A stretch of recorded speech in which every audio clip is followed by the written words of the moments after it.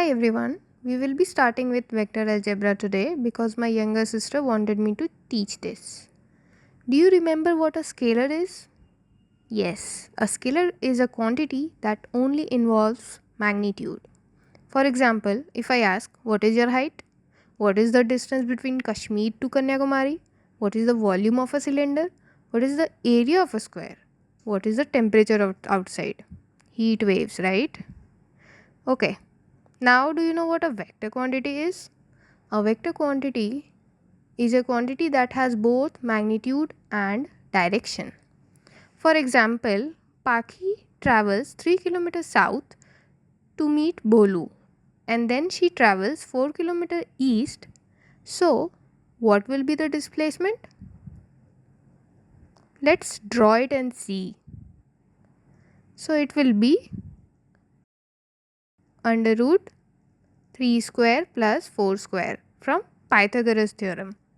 So the displacement will be 5 km southeast. So some more examples of vector include velocity, acceleration, force. Suppose we have a straight line in 3D or plane surface. So the arrow gives us the direction of the line. Now if we restrict the line to a small portion, let's make a cut at A and B. So here A is the magnitude and the arrow gives the direction. There are several ways to denote a vector. Here the initial point is always written before the terminal point. As you can see, A comes before. If you need to calculate magnitude of a vector, it is written as, and note, the magnitude cannot be negative. Now consider P a point xy, and if I ask you to calculate the distance from origin, how will you calculate? Let's plot it. We know how the distance is being calculated. x2 minus x1 whole square plus y2 minus y1 whole square under root. Now if I give you same point in 3-dimensional right-handed rectangular coordinate system, where I ask you to calculate the distance from origin, you can follow the similar method. It will be root under x square plus y square plus z square. Now the vector OP or R do make some angles on the xy and z axis. Let's plot them and see.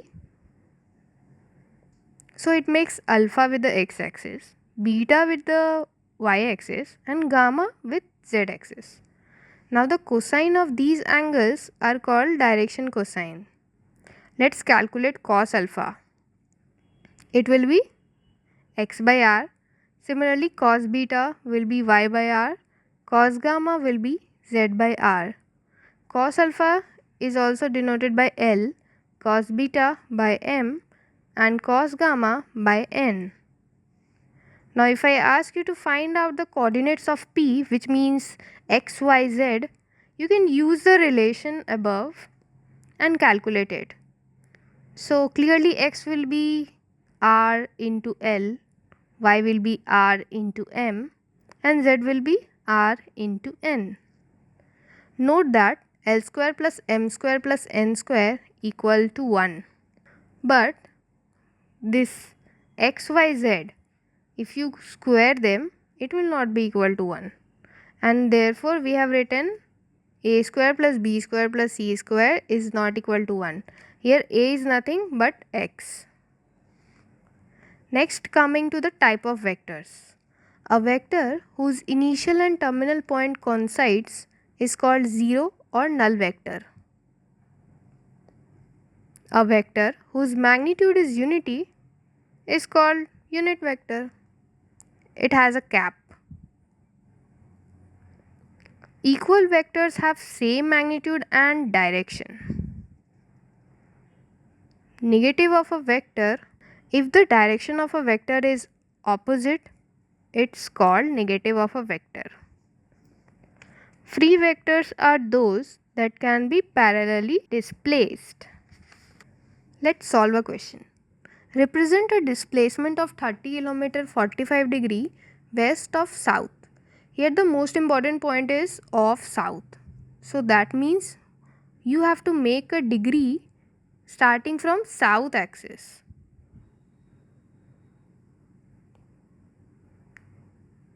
Now next question, we have to find out collinear, equal and coinitial vectors.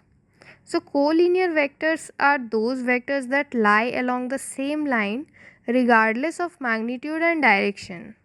Parallel vectors are also collinear. So here we can see A, C and D are collinear. Now if we talk about equal vectors, we can see A and C are equal because their direction is also same.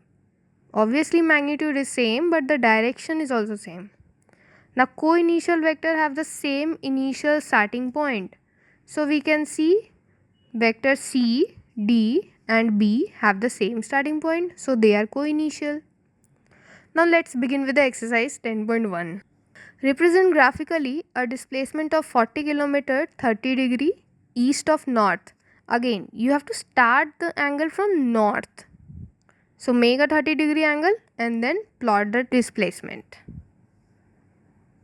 Now we have to classify the following as scalar or vector. 10 kg is scalar, 40 degree is scalar, 10 to the power minus 9 coulomb is scalar, 40 watt is scalar. Now 2 meter northwest, this involves direction, it is a vector. Then 20 meter per second square is a vector, it is an acceleration. Yeah. Third question is, here again we have to classify the following as scalar or vectors. Time period is a scalar, distance is scalar, work done is also scalar. Now force is vector, already told. Velocity again is a vector. Now we have to identify the vectors as coinitial, equal, collinear but not equal. So coinitial means we will have the same starting point, which is A and D. Equal means they have the same magnitude and same direction, which is B and D. Now collinear but not equal. So A and C are collinear but they are not equal because they are moving in opposite direction. Next question, we have to identify here whether the statement is true or false. So A and minus A are collinear. See, I have plotted. It's true. Now two collinear vectors are equal in magnitude. Not needed. They can be unequal also. For example, two vectors having same magnitude are collinear. Not necessary. We have an example below. So it is false. Collinear vectors having the same magnitude are equal. Again false. We have the example.